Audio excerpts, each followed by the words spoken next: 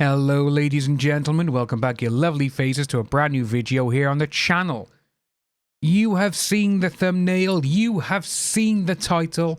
Yes, AH demanded extra security at the Italian Film Festival that she held the premiere for In the Fire at over the last couple of days. It's absolutely hysterical to even think that she needs extra security because, well, why does she need security for one? Because she said that she was fearful for Johnny Depp fans.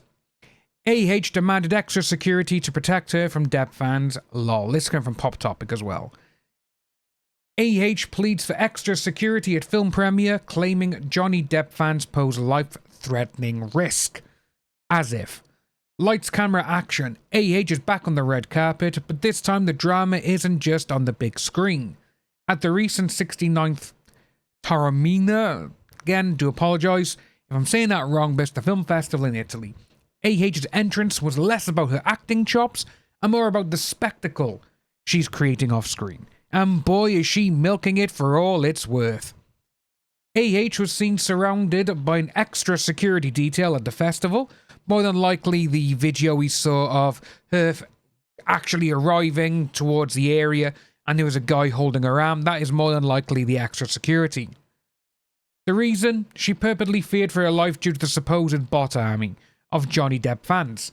Quite a claim from someone who had previously alleged that the majority of his fans are not real people but merely computer-generated bots. Which, I'm a robot. Don't know if you know this, but I am a robot. I am a bot as well, and, you know, I am not here. This is all just AI.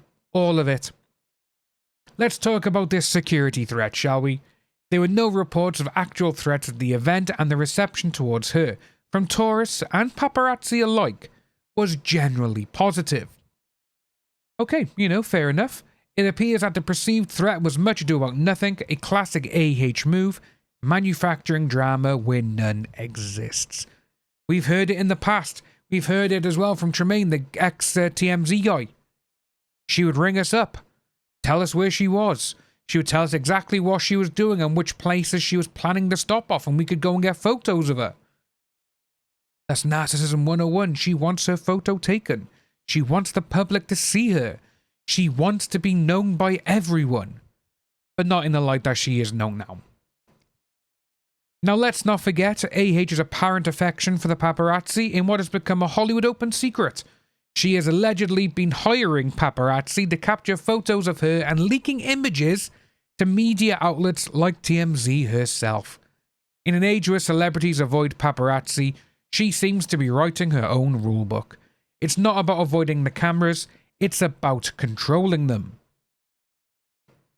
They're particularly interesting when these photos emerge anytime he makes a move. Johnny Depp makes the news. As if AH is competing for the spotlight. We've seen this, we've thought about this as well. Every single time he's either his band, his films, or he just appears and everyone's like, oh, you know, he's really nice, he's done a really good job or whatever. She just happens to be like, oh, look at me, no interviews. I'm not doing interviews yet. Me and my daughter means the world to me. I don't want to put her in front of the camera. But look at this lovely baby here with his Apple Watch and his Apple Mac. Look at the, oh, we're doing a sponsored brand deal. She's not. I'm just saying that's why it was. That's what it looked like anyway. Our favourite AH's favourite play? Those candid shots that aren't so candid. Credit for these go to Backgrid, the celebrity agency known for snapping images for their clients to spin their public narrative. And AH has been a frequent customer, capturing her best angles and happiest moments. A far cry from the cold, stern AH described by many. It's not just the paparazzi and the press that are being manipulated, it's all of us.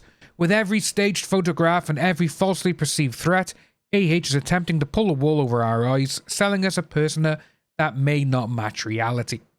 It's not, because we've seen what she's like, you know? We've seen it firsthand. And sorry for the interruption, folks.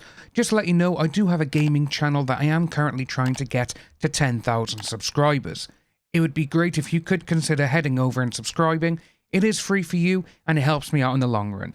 Thanks very much, and enjoy the rest of the video. In the world where image is everything, AH is pulling all the strings to ensure hers is picture perfect, which she is. From fake victim playing to media manipulation, AH's actions are a masterclass in public relations, even if they don't quite ring true. As the dust settles on the film festival, we're left wondering, what's the next act in AH's dramatic narrative? And will the audience keep buying tickets? Probably not. We have that one by there, which is very true, because a lot of the stuff she has done, people do not want to go out and see her. They just don't. And it's interesting to see because we got another article as well here, which is actually from the director of the film. So, he did an interview with People. Amber Heard's In the Fire director says she has an incredibly bright future ahead. Exclusive. In the Fire director Connor Allen tells People that the indie film will serve as a platform for a hell of a comeback for the actress. No. AH is a comeback movie on her hands, the film director says. The indie movie In the Fire, a thriller starring AH as a psychiatrist in the 1890s, had its world premiere at the 69th Film Festival in Italy over the weekend. The actress, several of her co-stars and director Connor Allen attended the festival, which we do have a photo of, and it was bad. There was just no one there. Posing festival goers about the project, which completed filming in March 2022, months before her trial with ex-husband. Amber has an incredibly bright future ahead, Allen told People at the film festival. I think In the Fire showcases her talents as an actor. I know this is something she is very proud of, and it's something we are very excited to release to the public. I think it'll be a great opportunity for her to have something beyond the trial and stuff to talk about and to be a platform for a hell of a comeback. Allen says he can envision her directing films one day. I can't. People are not going to want to work with her. They won't. As a director, I never look for more competition than there already is, but Amber absolutely has the ability and the intelligence and the charisma to direct or to write if she wants to. I don't think so. There are a lot of different talents involved in making a movie, but most of all you need is to be able to tell a story, to find the interesting elements, whether it is in the character or in the story as a whole, and to understand the entirety of what's happening. And she gets that. That's because she is built up herself as a narcissist. This is why. In The Fire, she plays a psychiatrist named Grace who ventures to treat a child in Colombia at a time when psychiatry was not a respected science. Synopsis adds, while Grace tries to psychoanalyze the child, the nefarious events intensify and her cure becomes a race to save the little boy from the fury of his fellow citizens and perhaps even from himself. AH told People at the film's premiere, it's a beautiful movie about the almost supernatural effect and force of love.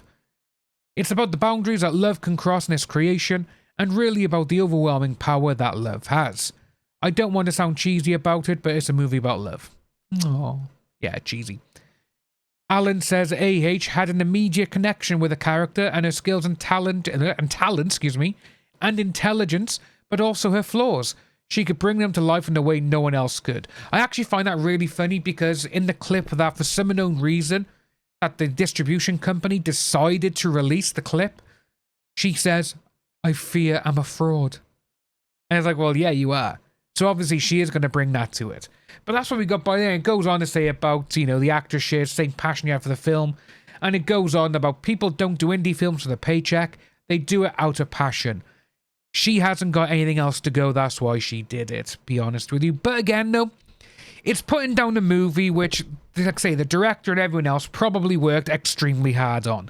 And it's not fair on them. That a lot of times, a lot of films, when one person is involved, perfect example is The Flash. People are giving Ben Affleck, Michael Keaton, all these people jip because of Ezra Miller. They don't deserve it. Ezra Miller deserves it because of what that guy did.